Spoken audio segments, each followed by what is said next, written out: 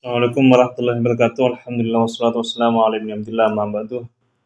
Para sahabat bisikan dari langit yang dirahmati oleh Allah Subhanahu wa taala, dimanapun kalian berada semoga tetap diberikan limpahan rahmat oleh Allah Subhanahu wa taala, diberikan rezeki yang lancar, kesemangatan, keselamatan ila akhiril umur, dan juga bisa hidup husnul khotimah.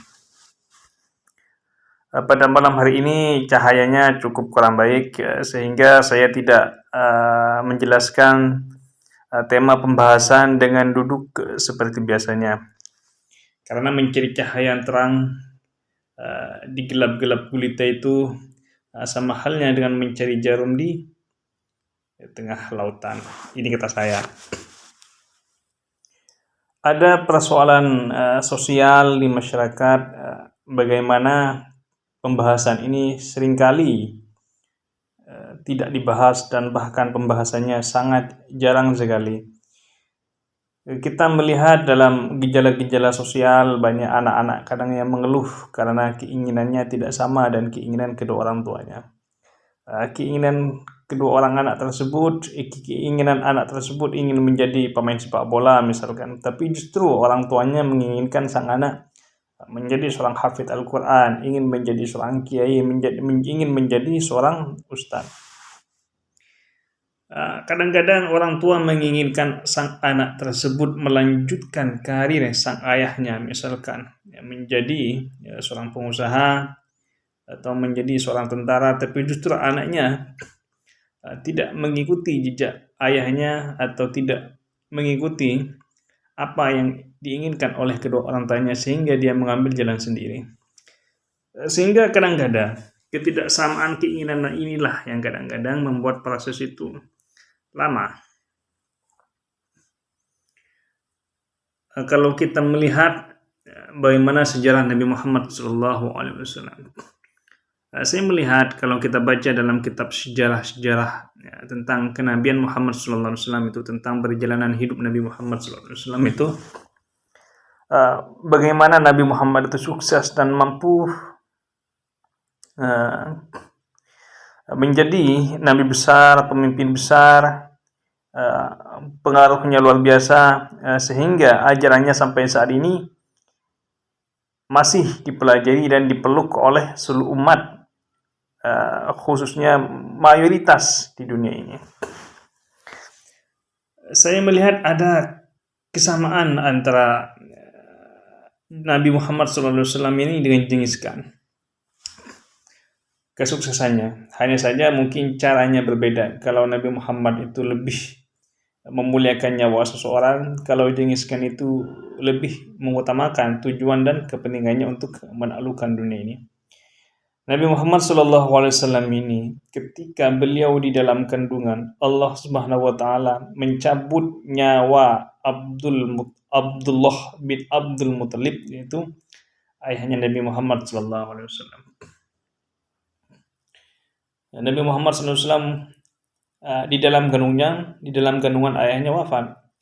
Ketika Nabi Muhammad SAW lahir, di beberapa tahun kemudian sebelum Nabi Muhammad SAW itu betul-betul dewasa, Tuhan telah mencabut nyawa Siti Aminah.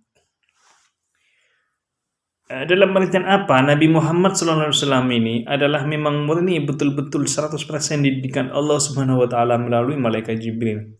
Tidak ada intervensi dari kedua orang tuanya, tidak ada pengaruh dari kedua orang tuanya untuk melakukan banyak hal-hal baik di dalam dakwah maupun menyebarkan apa yang telah diturunkan oleh Allah Subhanahu wa taala melalui malaikat Jibril. Sehingga kalau kita kaji dalam konteks sosial saat ini, banyak anak-anak itu yang tidak sukses karena memang tidak sesuai dengan kemauan orang tuanya, atau ada memang banyak ketidaksamaan keinginan antara si anak dan kedua orang tuanya. Berbeda ketika Allah Subhanahu wa taala langsung yang mendidik, seperti Nabi Muhammad inilah memang langsung didikan Allah Subhanahu wa taala, sehingga tidak ada campur aduk antara pengaruh kedua orang tuanya dengan pengaruh Allah Subhanahu wa taala. Walaupun ada pengaruhnya seperti Abi Thalib, namanya paman kan tidak bisa terlalu mempengaruhi terhadap sang keponakan. Sehingga ketika Nabi Abi Thalib menawarkan terhadap Nabi Muhammad SAW bahwa dia bisa menikahi siapapun, bisa mendapatkan apapun asalkan tidak mengingkari adanya Lata wal Uzza, sesembahan berhala pada saat itu di Arab Quraisy. Ketika diminta oleh pihak Quraisy melalui Abi Thalib, tapi Nabi Muhammad SAW tidak mau menerima. Apa kata Nabi Muhammad? Seandainya matahari di tangan kananku dan seandainya bulan di tangan kiriku, maka tetap Nabi Muhammad konsisten mendakwahkan atau menyampaikan apa yang telah diwahyukan oleh Allah Subhanahu wa taala. Para sahabat bisikan dari langit yang dirahmati oleh Allah Subhanahu wa taala. Memang kadang-kadang orang tua itu adalah cobaan bagi kita. Sama halnya seperti anak. Anak itu adalah cobaan bagi kedua orang tua. Kadang-kadang orang tua itu bingung karena terlalu memikirkan masa depan anaknya. Dan sebaliknya, anak-anak itu bingung karena seringkali apa-apa yang dilakukan tidak sesuai dengan harapan orang tuanya atau memang bukan keinginan kedua orang tuanya. Sehingga hal-hal seperti inilah yang kadang-kadang tidak ketemu di tujuan. Sehingga proses itu menghambat lama dan menjadikan beban di dalam pikiran si anak, sehingga bakat-bakat yang tersimpan di dalam dirinya kadang-kadang hilang begitu saja. Karena tidak ada kesamaan kewajiban untuk menjalani hidupnya sendiri dan mengambil keputusan dan keinginan sendiri untuk melanjutkan kehidupan di masa depannya. Tugas orang tua kan adalah mendoakan dan mensupport apapun yang ingin dicita-citakan oleh sang anak. Karena jika keinginan-keinginan sang orang tua dan anak ini berbenturan tidak sejalan, maka hambatan yang besar untuk mencapai keinginan sang anak adalah sangat besar peluangnya untuk menjadi penghalang menuju cita-citanya.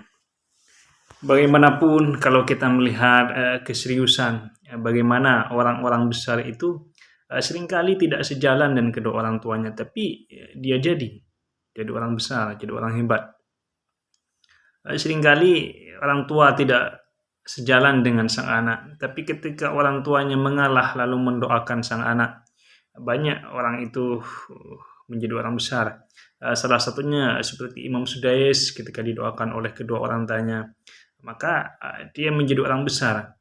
Tidak ada keinginan seseorang anak itu ingin menjadikan orang tuanya itu bersedih, berkeluh kesah karena tindak tanduknya. Setiap anak itu akan menginginkan kebahagiaan sang orang tua dengan caranya sendiri, bukan dengan cara orang lain.